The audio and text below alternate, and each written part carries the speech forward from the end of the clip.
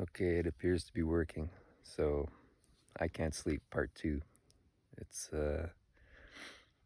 so what is this? I'm just gonna call it, you know, I call it meditation and pranayama. So you can call it whatever scientific terms you want, whatever Western terms you want.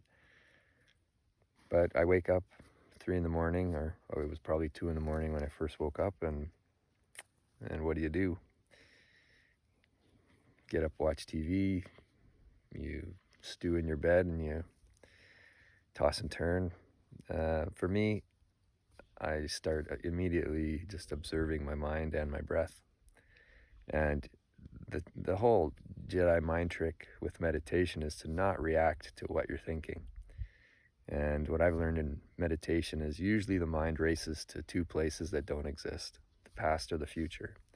And that's where the stories start being told of what happened in the past or what you hope to happen in the future. And attachment happens. And anxiety can happen then because you don't have what you want in the future, or you're having trouble getting what you want in the future, or you keep playing a story of what happened to you in the past, what somebody did to you in the past, and you behave. The mind can't tell that it's not still happening. It's over. It's the mind brings the past into the present moment, and the mind thinks this is still happening. The body creates all these stress hormones as if it's still happening. So if you can sever what the mind is, what your mind is attached to, what your mind is thinking from the past or from the future, and you can anchor your mind just in this moment, right now. It's all you got. It's all you ever will have, is this present moment. It's a very liberating experience. It's a feeling of liberty, of surrender, freedom, all of these terms that religions and now science have labeled. But just use your mind. It's all it is. It's all you got is your mind in this present moment. So 3 in the morning, you're in bed and you just observe. What else can you do?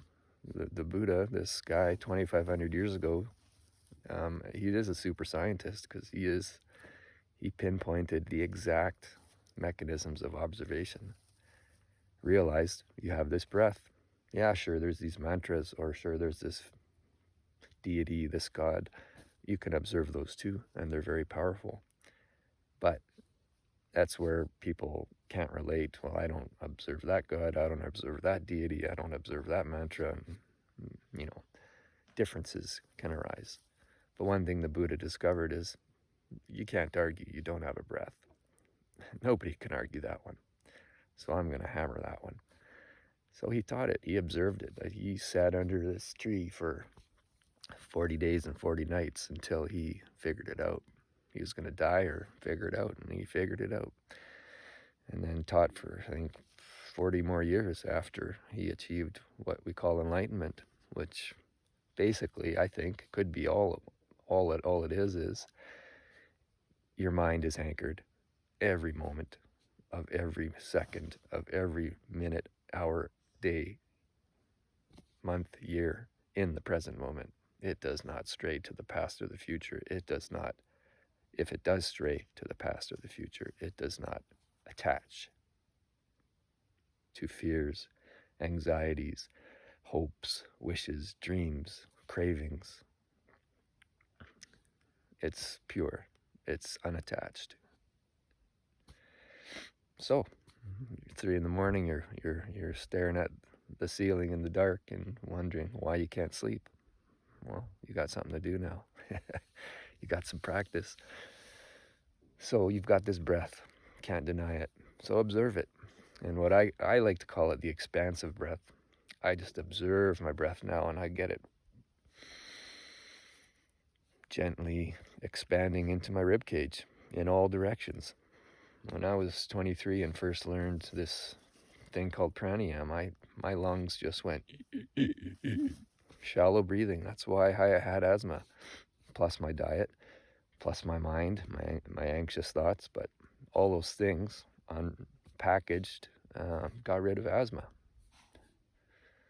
So observe that breath, expand it in all directions, outside, to the left, to the right of the lungs, forwards, backwards, upwards, downwards, expansive breath. Just, man, it's been 20 years now of doing it, and 27 years now of doing it. And I can't tell you how it's still expanding.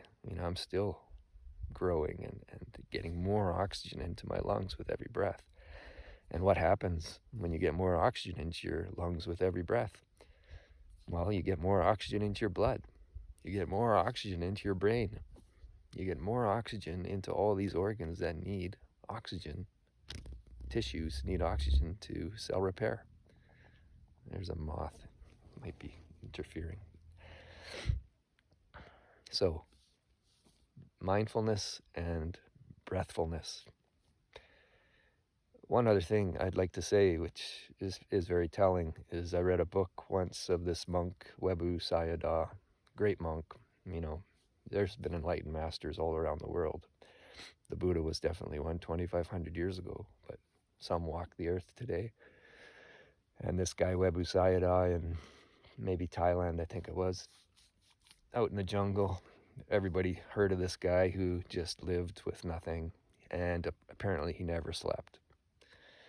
So other monks would, hear of this guy and want to learn what he had to teach. So they would show up in the jungle. They'd find him. He was a recluse, an arahant, and he didn't want to teach. He just wanted to be by himself in the jungle and experience this life. I'm not too sure. But some teachers don't want to teach. So you would have to find him. So these monks would go into the jungle to try and find him, and they would have their two things with them: a pillow and a mosquito net. And if they did come across Webu, if they did convince him to let them stay for a while and learn from him, he would say, well, you don't need those things here. We don't sleep. And reportedly, apparently the monk said he never slept. They never saw him sleep. They never saw him lie down. At night, he would just do walking meditation or maybe sitting meditation. And after years of doing Vipassana and my own forms of meditation, it's evident to me as well that you don't have to sleep to get rest. You can meditate and be more rested than sleep with a heavy mind, sleep with a stomach full of food from a late snack, sleep with a body full of medicines or pharmaceuticals or who knows what that has the body out of balance.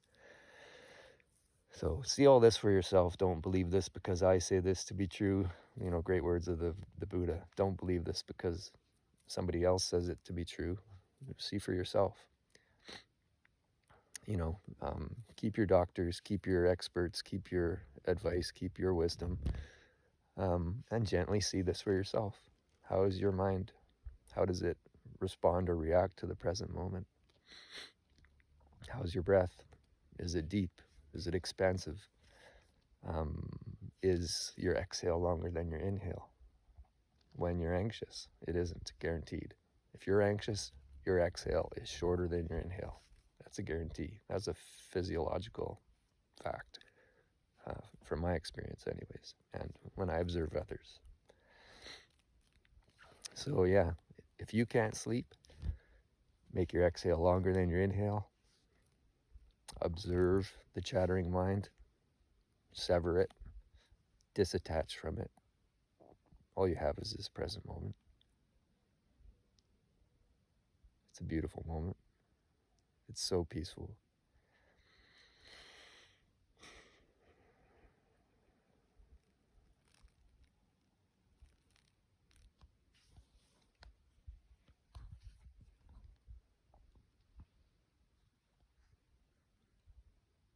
Wish you could see all those stars.